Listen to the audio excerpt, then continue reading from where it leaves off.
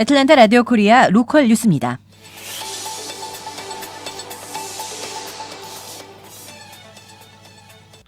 주 애틀랜타 총영사관이 개관 40주년을 기념해 어제 저녁 한인 동포 단체들을 초청해 애틀랜타 한인회관에서 기념식을 거행했습니다. 김현경 기자가 전합니다. 주 애틀랜타 총영사관은 40년 전인 1976년 12월 1일 처음 개설했습니다. 이에 맞춰 애틀랜타 한인회관에서는 주 애틀랜타 총영사관의 개관 40주년 기념식을 어제 저녁 200여 명의 한인 동포단체들의 관계자들이 참석한 가운데 거행했습니다. 이상호 부총영사의 환영사로 시작된 기념식에서는 조중식 회장의 축사가 있었습니다. 우리 조국이 처한 경제적, 안보적 위기 상황에 비추어 볼 때 이럴 때일수록 미 동남부 교포와 많은 기업들은 총영사관을 중심으로 자기 맡은 사업이나 의무 그리고 책임을 더욱 충실히 하여 자랑스러운 코리안 아메리칸으로서 조국이 어려울 때 도울 수 있도록 준비하는 것이 더욱 건설적이 아닌가 생각합니다.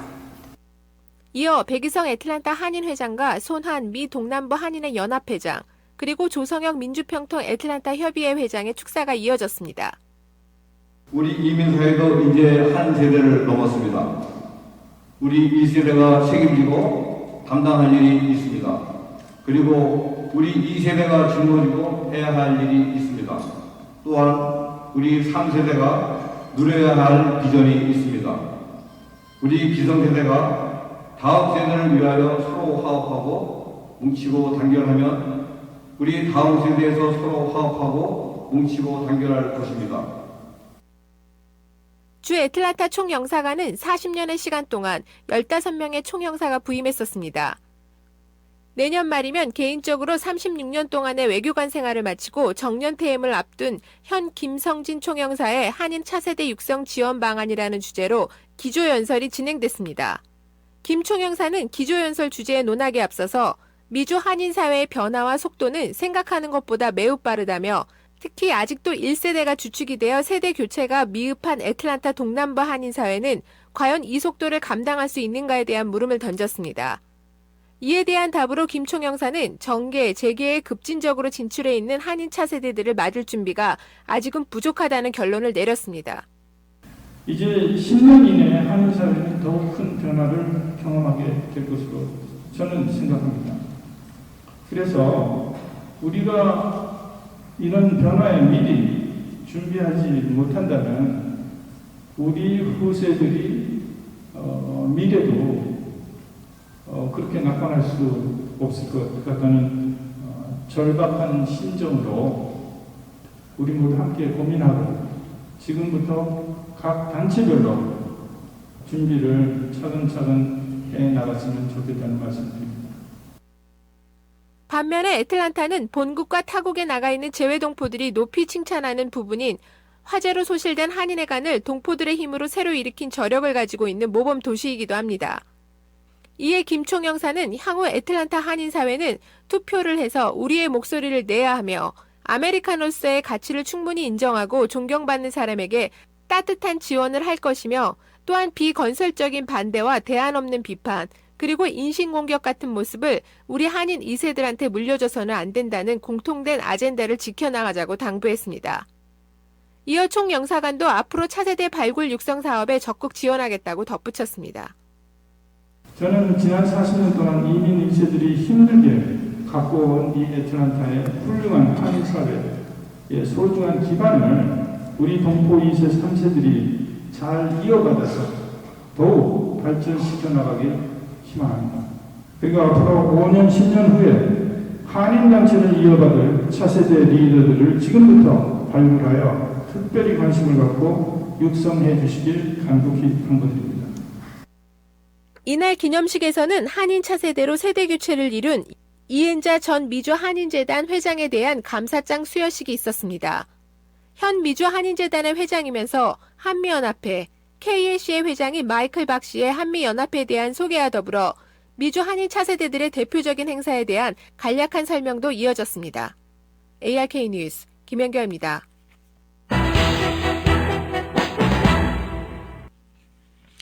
수요일은 어제 오후 3건의 토네이도가 애틀란타 지역을 휩쓴 게 레이더에 포착되었습니다.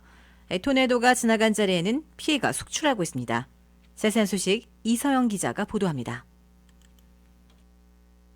어제 오후 가장 먼저 애틀란타 지역을 강타한 토네이도는 캐롤튼 카운티의 템플 인근에서 시작돼 헤럴슨과 폴딩 카운티로 이동했습니다. 두 번째로 발생한 토네이도는 캅 카운티 식스플렉스 근처에서 시작됐으며 바이닝즈 지역을 거쳐 버케드 중심부를 휩쓸었습니다.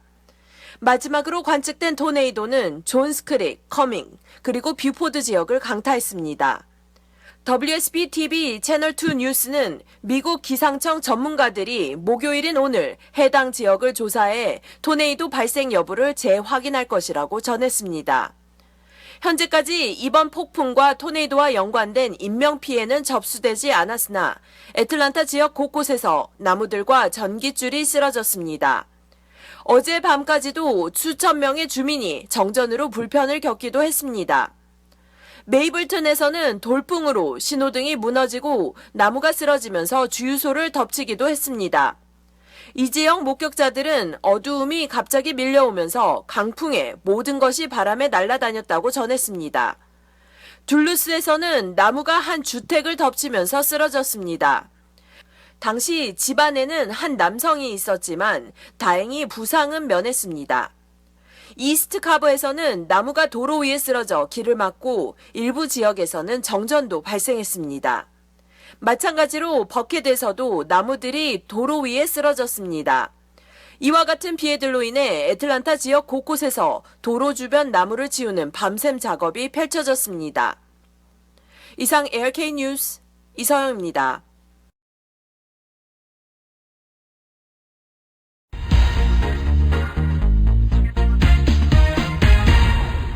월드비전 애틀란타는 시리아 난민들을 돕기 위한 한인교회 연합기도회를 오는 11일 오후 5시 실로암 한인교회에서 개최합니다. 김현경 기자가 전합니다. 국제구호개발 NGO 기구인 월드비전은 6.25 전쟁 때 UN 종군기자였던 바피어스 목사가 전쟁 난민들, 특히 전쟁 고아들을 돕기 위해 시작된 세계에서 가장 큰 비영리 인도주의 단체입니다.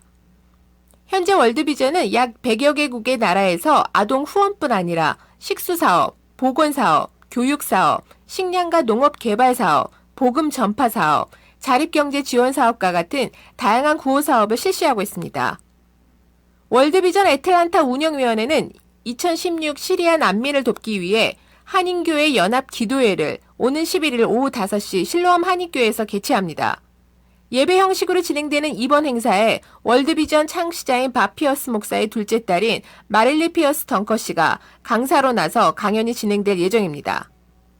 이번 행사를 위해 월드비전 미주 한인 총책임자인 크리스토퍼 전 목사가 LA로부터 어제 낮 애틀란타를 방문해 월드비전 애틀란타 운영위원들의 모임에 함께 참석했습니다. 전 목사는 이번 행사 목적에 대해 특별히 전쟁 때문에 가장 피해가 크며 심한 부상이나 심리적 고통을 받고 있는 9세부터 14세의 어린이에게 치료와 재활을 위한 사랑의 헌금을 만들며 또한 그들에게 필요한 식수, 식량, 생활 필수품과 교육을 제공하기 위해서라고 밝혔습니다. 지난 5년간의 장기 내전으로 고향을 떠나 길 위에서 혹독한 추위와 싸우고 있는 시리아의 난민들 수만 대략 1,200만 명으로 세계 2차 대전 이후 최악의 인도주의적 재앙이라고 일컫기도 합니다. 그 난민 중에서 절반가량이 어린이들로 여러 형태의 참혹한 고통을 받고 있다고 전 목사는 전했습니다. 이런 시리아의 실상에 대해 월드비전은 2011년부터 시리아, 터키, 레바논, 요르단, 이라크 난민과 같은 곳에서도 가장 피해가 심한 지역에 200만이 넘는 난민들을 돕고 있습니다.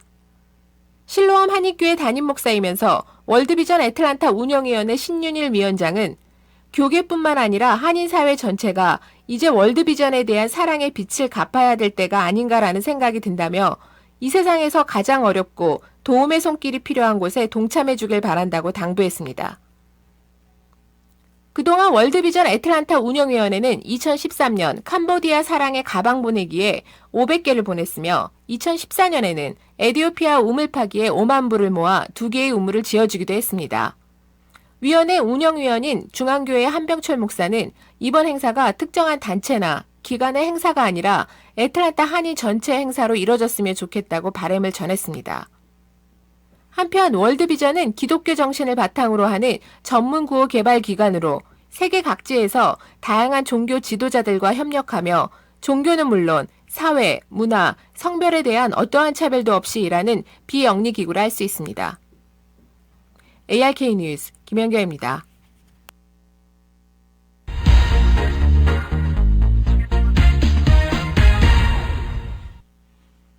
어제 토네이도와 함께 거센 폭풍이 애틀랜타 지역을 휩쓸고 지나갔습니다. 하지만 비가 그치면서 앞으로 며칠 동안 차갑고 건조한 날씨가 이어질 것으로 전망됩니다. 자세한 날씨 소식 이서영 기자가 전합니다. 토네이도를 동반한 거센 폭풍이 애틀랜타를 지나간 후 이제 당분간 평화로운 날씨가 이어질 것으로 보입니다. 거대한 폭풍은 이미 동쪽으로 멀리 이동한 상태입니다. 맑은 날씨 속에 기온은 다소 내려가 애틀랜타 도심 아침 최고 기온은 43도, 외곽 지역에서는 더 춥게 느껴지겠습니다. 목요일인 오늘 하늘은 대체로 맑겠으며 낮 최고 기온은 57도로 어제보다는 쌀쌀한 날씨를 보이겠습니다. 금요일과 토요일에도 맑은 날씨와 서늘한 공기가 머무를 예정이며 아침 최저 기온은 30도대 중반, 낮 최고 기온은 50도대에 머물겠습니다. 하지만 일요일에는 다시 비 소식이 있는데 이 비구름은 다음 주 초반부까지 애틀랜타 지역에 비를 뿌릴 것으로 전망됩니다. 이번 주 쏟아진 호우에도 불구하고 조지아주는 아직도 극심한 가뭄을 앓고 있으며 물 사용 제한 명령은 여전히 유효한 상태입니다. ARK 뉴스 이서영입니다.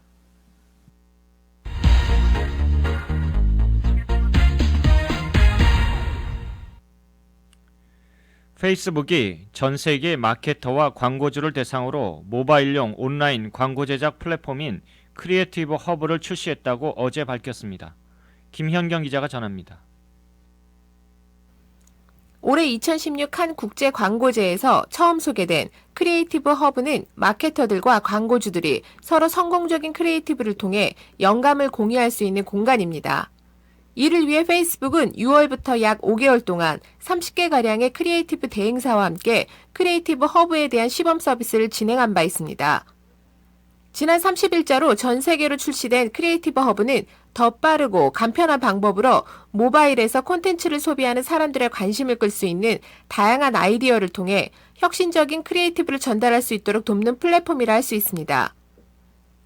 페이스북의 새로운 플랫폼인 크리에이티브 허브는 마케터와 광고주들이 다양한 온라인과 모바일용 광고를 미리 보기에 가장 효과적인 광고 형태를 찾을 수 있습니다. 또한 크리에이티브 허브를 통해 모바일 피드에서 표시되는 광고를 실제 집행 전에 확인할 수 있을 뿐만 아니라 미리 보기 URL을 통해 광고 제작에 관련된 모든 사람들과 테스트 버전을 공유할 수도 있습니다. 크리에이티브 허브는 인스피레이션 갤러리를 통해 페이스북과 인스타그램의 우수한 모바일, 크리에이티브 사례들도 선보이고 있습니다. 인스피레이션 갤러리에서는 다양한 브랜드와 광고 대행사들이 360도 비디오, 슬라이드형 광고, 캔버스 광고, 비디오와 같은 페이스북과 인스타그램의 주요 크리에이티브 포맷을 활용해 제작한 결과물들을 손쉽게 살펴볼 수 있기도 하며 관련 크리에이티브를 모바일 기기로 전송해 살펴보는 것 또한 가능합니다.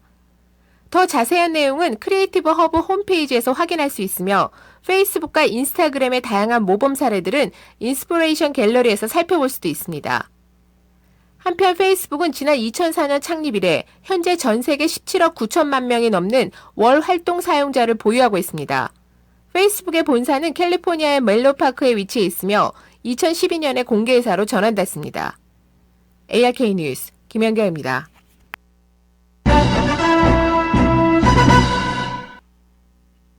매년 연말 화려한 불빛 축제로 애틀랜타의 명소가 된 애틀랜타 보타니컬 가든 홀리데이 야간 정원 불빛 축제가 개장했습니다. 자세한 소식 이서영 기자가 전합니다. 미드타운에 위치한 애틀랜타 보타니컬 가든에서 홀리데이 야간 정원 불빛 축제가 올해로 6번째 해를 맞이해 오픈했습니다. 이번 불빛 축제에서는 약 200만 개의 LED 전구에 불빛이 비춰질 예정이며 올해 신규 설치된 라이트 터널과 아이스 여신, 산타 멘티스 등 반짝이는 조형물들도 새로이 선을 보입니다. 불빛 디스플레이를 관람하면서 방문객들은 머슈멜로우를 구워 먹을 수 있게 곳곳에 모닥불이 설치돼 있으며 야광 불빛을 띄우는 글로바의 DJ가 선사하는 음악도 즐길 수 있습니다. 현장에는 레스토랑도 운영되고 있어 식사나 음료도 가능합니다. 애틀란타 보타니컬 가든 불빛 축제가 시작된 지 불과 6년밖에 되지 않았지만 애틀란타에서는 연말에 반드시 방문해야 할 장소로 매김하고 있습니다. 매년 10만 명이 넘는 방문객들이 불빛 축제를 찾고 있으며 주최 측은 올해 약 16만 8천 명이 방문할 것으로 전망하고 있습니다.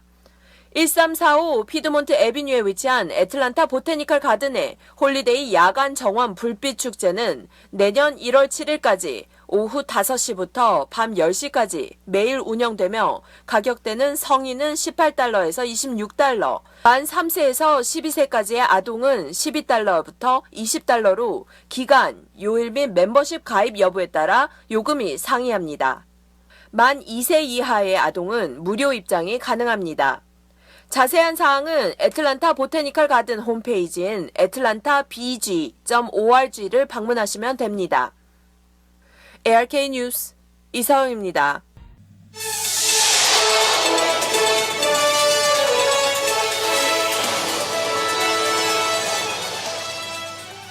이상 애틀란타 라디오 코리아 로컬 뉴스였습니다.